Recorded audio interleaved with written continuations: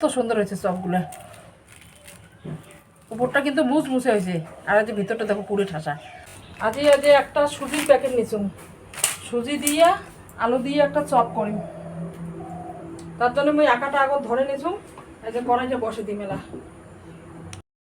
দিয়ে দিম জল দিয়ে দিম 1 চিমটে লবণ, আর দিম কাসুরি মেথি, একটু সাদা তেল দিয়ে দিম। এই যে সুজি তেল আমি আস্তে আস্তে জল ঢালে দিম আর ঘাটে দিম।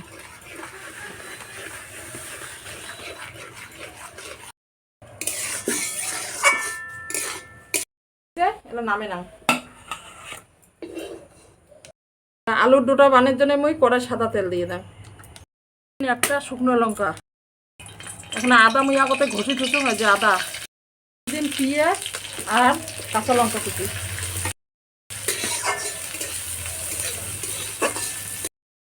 কয়টা নিচুন চিনে বাদাম কয়টা দিয়ে দিন।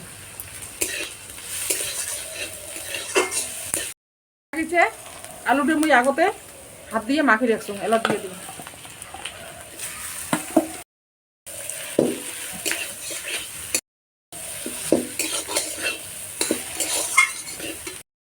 লবণ, হলুদ, আলুর পুরটা ভাজা হয়ে গেছে, এলা ভাজা মশলার গুঁড়ো দিয়ে নামে নাও। এই যে আলুর ডোটা হয়ে গেছে, মুই এলা নামে নাও। হাতও সাদা তেল মাখলাম, মাখিয়ে এলা সুজির ডোটা মুই এলা আর একটু ছানে নিম। এই যে সুজির ডোটা নিচু গেলাম মুই নিয়ে, এটা মুই একটা বাটির মতো করি মেলা। এই যে বাটির মতো করলাম, এই যে আলুর পুরটা যে আগে মুই বানিয়ে রাখছো, এই আলুর পুরটা এলা মাঝখানে দিয়ে দিন,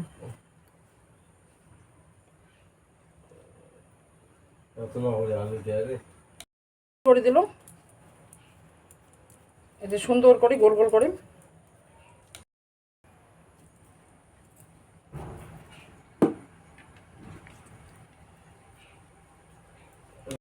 এই কড়াত মুই তেলটা দিয়ে দেন, এদি গরম হইতে থাক, মুই এদি চপগুলো বানিয়ে নাও। কত সুন্দর করে মুই বানিয়ে নিলাম। আগতে তেল বসে দিয়ে দিছ, তেলও ছাড়ি দিয়ে দিন।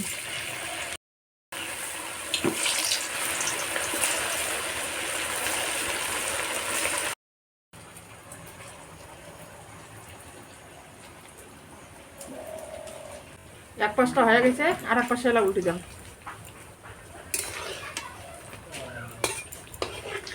আয় মনু, তাড়াতাড়ি আয় তো।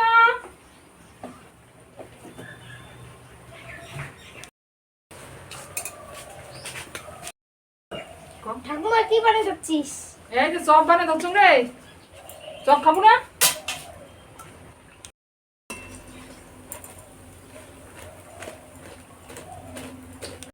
তো সুন্দর হয়েছে চপগুলো,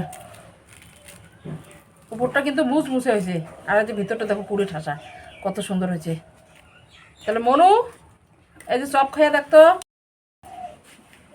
ছোট। ভালো হয়েছে। তাহলে দেখলেন তো তোমরা, সুজি আর আলু দিয়ে কি সুন্দর চপ বানালো। তা চপটা বানা কেমন লাগিল, এটা লাইক শেয়ার করেন।